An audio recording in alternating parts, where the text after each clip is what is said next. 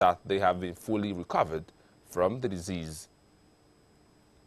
In a move to ensure that Rivers people don't suffer during this trying period, the Rivers State government has set aside 2 billion naira for the launch of the State Farmer and Fisherman Empowerment Program to purchase and distribute foodstuffs to Rivers people. In a press conference on Monday, Rivers State Governor Nyesom Ezema-Wike says that the committee will purchase all agricultural products produced in the state for distribution to the less privileged. Governor Wike also said that the committee set up by his administration is to ensure effective implementation of the new policy.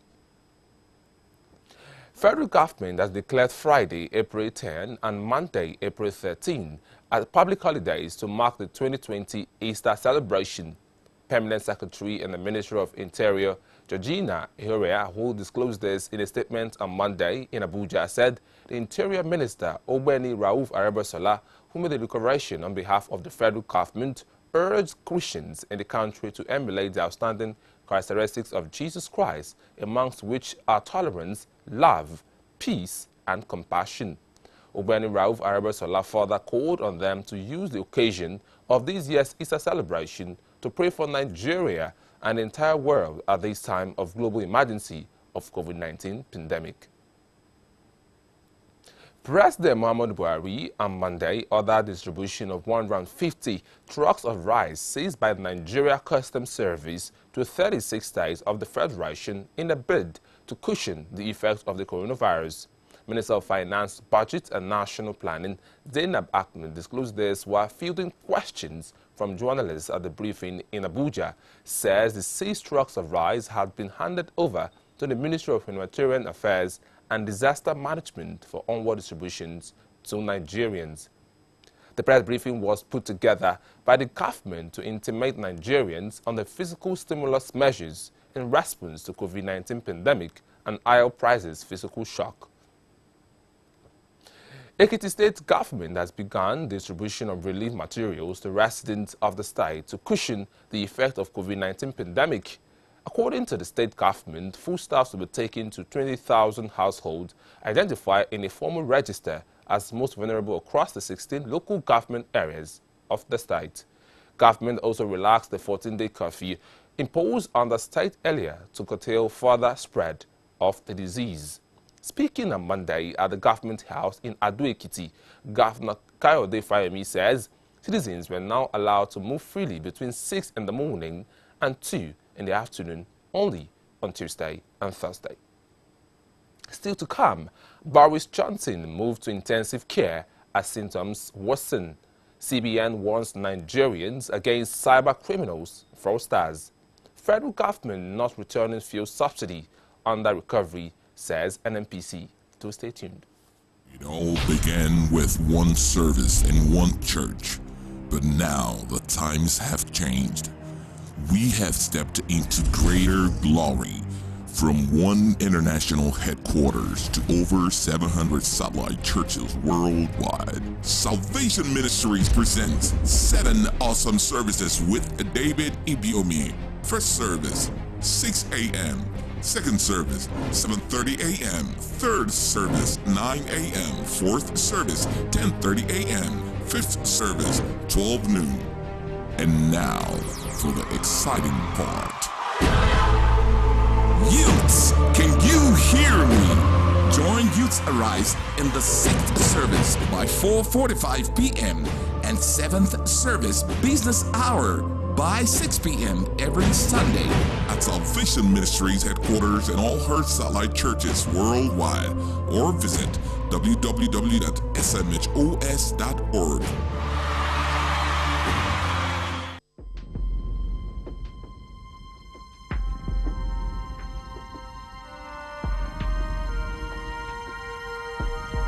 The gates of hell shall not prevail. Now in the name of Jesus, everywhere Satan has crippled the world economy, we toss him in the name of Jesus. In my name you shall cast out devil. Whatever we bind on earth shall be bound in heaven.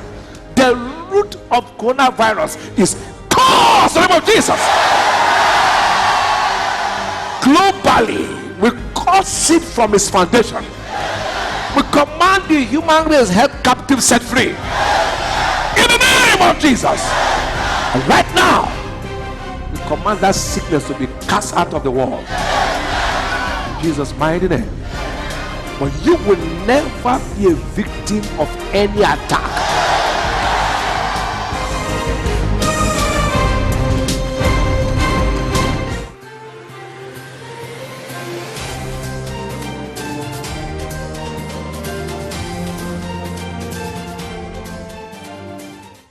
Good to know you're still there. On the foreign scene, the head of the World Health Organization, WHO, has condemned as racist the comment by two French doctors who suggested a vaccine for the coronavirus could be tested in Africa. Director General Dr. Tedros Ghebreyesus says Africa can't and won't be testing ground for any vaccine. The doctor's remarks during a TV debate sparked outrage. One of them later issued an apology. British Prime Minister Boris Johnson has been moved to intensive care in hospital after his coronavirus symptoms worsened. Reports indicate that he was moved on the advice of his medical team and receiving excellent care. Johnson has asked Federal Secretary Dominic Raab to deputize where necessary. He was admitted to hospital in London with persistent symptoms on Sunday evening. Still on the foreign scene, the daily number of coronavirus deaths has fallen in Spain for a fourth consecutive day, boosting hopes the country has passed the outbreak's peak. Monday's increase of 637 deaths means 13,055 have died in total. The nation has more than 135,000 confirmed cases, the most in Europe, but new infections have been slowing. In Italy, the number of new infections fell by 1,031 to 1,941 on Monday. The death toll rose to 636, more than 100 higher than the previous day. Slowing infection rates in a number of European countries are raising hope that strict social distancing measures are curbing the spread of COVID-19, the disease caused by the virus. Israeli Prime Minister Benjamin Netanyahu announced on Monday a national lockdown would begin today and end on Friday to try to stem the spread of the new coronavirus during the Jewish holiday of Passover. In a televised address, he says travel restrictions will be tightened today and that Israelis will be banned from leaving their homes on Wednesday evening when families traditionally travel to festive Passover meals. In our to business news, we will tell you that the Central Bank of Nigeria, CBN, has raised an alarm regarding cyber criminals taking advantage of the current COVID-19 pandemic to defraud citizens, steal sensitive information, and gain unauthorized access to computers or mobile devices using various techniques. In a statement issued on Monday by the Director of Corporate Communication, Isaac Okorafor, the Apex Bank warned the general public to be on the alert and urged bank customers not to fall victim to their schemes. Still talking business, the federal government has announced the approval of $150 million stabilization fund to meet shortfalls in monthly allocations.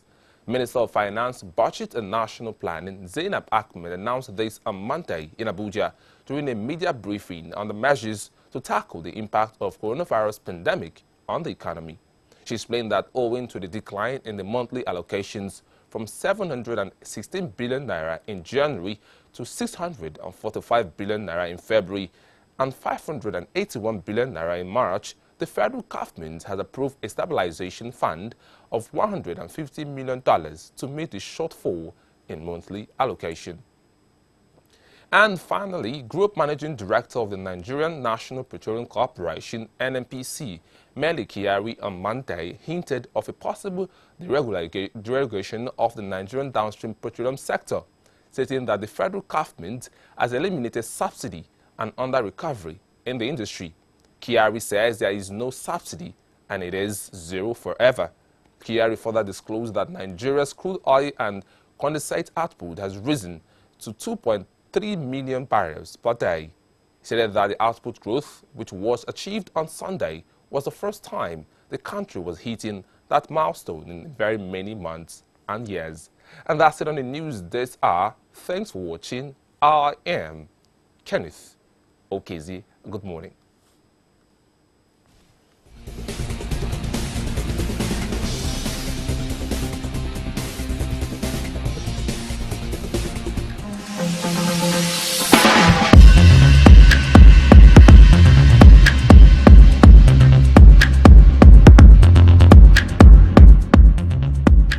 Salvation TV, restoring hope, transforming destinies.